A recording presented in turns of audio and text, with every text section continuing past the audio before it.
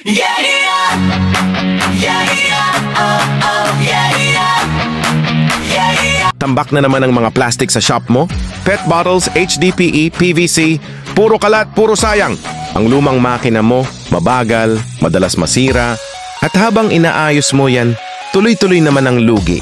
Pero hindi mo na kailangang magtiis. Narito na ang plastic shredder ng RM Metalworks.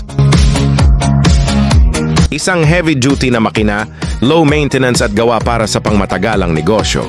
Kayang durugin ang iba't ibang uri ng plastic, HDPE, LDPE, PET, PVC at PP plastics, Na pwedeng mag-transform ng inyong plastic waste to cash. mabilis, pantay at tuloy-tuloy ang output.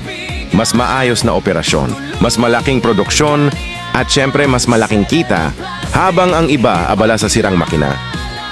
Ikaw tuloy-tuloy sa trabaho, tuloy-tuloy ang asenso. Shred it up, shred it down. RM Metalworks all around.